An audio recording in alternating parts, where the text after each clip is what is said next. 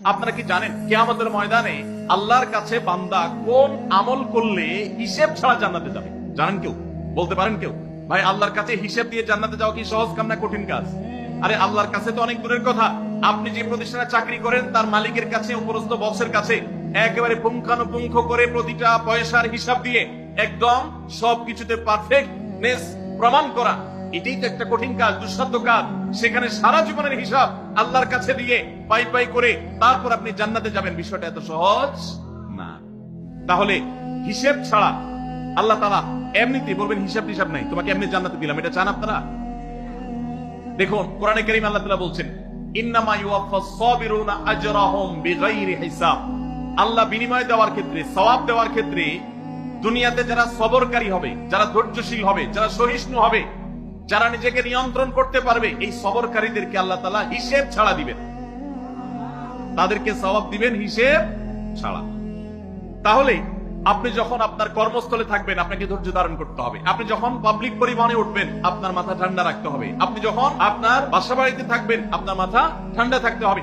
মাথা গরম হয়ে যায় যাদের, হট মেজাজ যারা, কথায় কথায় মাথা গরম হয়ে যায়, ধৈর্যহীন হয়ে যায়, যেখানে সেখানে গন্ডগোল বাধায় দেয়, মারামারি বাধায় দেয়, ধৈর্য সহ্য বলতে কিছু নাই, এই লোকগুলো কিন্তু এই সৌভাগ্যবান মানুষদের কাতারে শামিল হতে পারবে না। ঠিক একই ভাবে দাম্পত্য জীবনে সুখী হতে হলে সবর এবং শকর, এই দুইটা মূল মন্ত্রের কোন বিকল্প পথ খোলা নেই। সেটা স্বামীর জন্য প্রযোজ্য, স্ত্রীর জন্য প্রযোজ্য। স্বামী হিসেবে আপনি স্ত্রী অনেক অনিয়মতা দেখতে পাবেন, অনেক কিছু দেখতে পাবেন, আপনার আকাঙ্ক্ষা, আপনার চাহিদা, প্রত্যাশার বিপরীত আপনাকে সবর করতে হবে। ভাইরা আমার, আমাদের প্রিয় নবী সাল্লাল্লাহু আলাইহি সাল্লামের দাম্পত্য জীবনে কিন্তু টুনটান সমস্যা হয়েছে। আপনারা মনে করতে পারেন নবী সাল্লাল্লাহু আলাইহি সাল্লামের ঘর, ওনার স্ত্রীগণ সাহাবী, তারা উম্মুল মুমিনিন আমাদের মা, এত মর্যাদাবান মানুষ তারা, তাদের আবার ঝামেলা হয়েছে। ভাই, দাম্পত্য জীবনে টুকটাক সমস্যা তাদেরও হয়েছে। প্রিয় নবী সাল্লাল্লাহু আলাইহি সাল্লাম নিজে একদিন বাসা ছেড়ে মসজিদে নববীতে এসে মন খারাপ করে বসেছিলেন, তিনি বাসায় যাচ্ছেন না, অভিমান করে। ওমর রাদিয়াল্লাহু তাআলা আনহু বিষয়টা বুঝতে পেরে তার মেয়ে যেহেতু নবী সাল্লাল্লাহু আলাইহি সাল্লামের স্ত্রী, তিনি সেখানে গিয়ে ভেতরে প্রবেশ করে তার সাথে কথা বলে তথ্য উদ্ঘাটন করে সেটা মিটমাট করার ব্যবস্থা করেছেন। স্বয়ং নবী করিম সাল্লাল্লাহু আলাইহি সাল্লামের জামাতা, ইসলামের চতুর্থ খলিফা আলী রাদিয়াল্লাহু তাআলা আনহু, তার মতে এত মর্যাদাবান মানুষ, তার ঘরে স্ত্রী হিসাবে আছেন কে? মুহাম্মদ সাল্লাল্লাহু আলাইহি সাল্লামের মেয়ে, জান্নাতে নারীদের সর্দার ফাতেমা রাদিয়াল্লাহু তাআলা আনহা।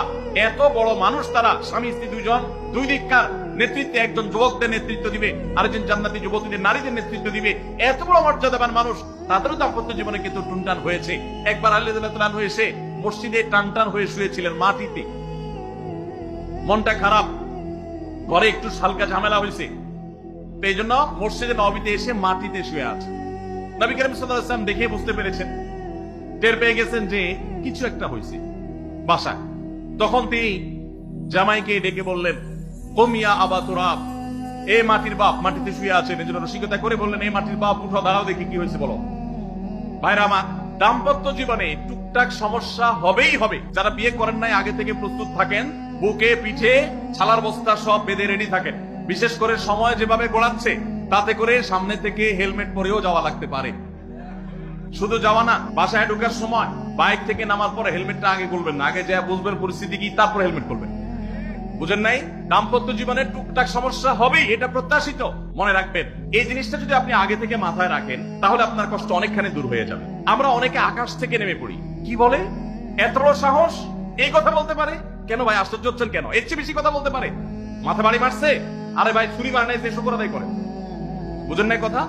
একই কথা বোনদের জন্য প্রযোজ্য। আমার মা বোন যারা শুনছেন তাদেরকেও বলছি, আপনার স্বামীর একটা কথা শুনে আপনি আকাশ থেকে নেমে পড়ছেন, আকাশ ভেঙে পড়ছে মাথার উপরে, কি এটা বললো সে, আপনি ডিপ্রেসড হয়ে যাচ্ছেন। আরে বোন, ডিপ্রেসড হচ্ছেন কেন? এটা কেন? আরো শক্ত কথা আপনাকে বলতে পারে, এটা আপনি মাথায় রাখেন, কারণ দিন শেষে তিনি মানুষ, তার ভুল হতে পারে, একটা সময় তিনি তার ভুল বুঝতে পারেন। দাম্পত্য জীবনে যদি স্বামী স্ত্রী উভয় যদি ধৈর্যশীল না হয়, সবরকারী না হয়, হুটহাট রিয়াকশন করে ফেলে, কখনো দাম্পত্য জীবনে সুখী হওয়া সম্ভব নয়। মনে রাখতে হবে, একসাথে থাকতে গেলে, দুইটা পাতিল একসাথে থাকতে গেলে টুনটান লাগে না, বাধে হয় না? আপনার কাছে যদি কেউ এসে গাল গল্প দেয়, দেখবেন অনেকে গাল গল্প দেয়, গাল গল্প দেওয়া লোক আছে না নাই?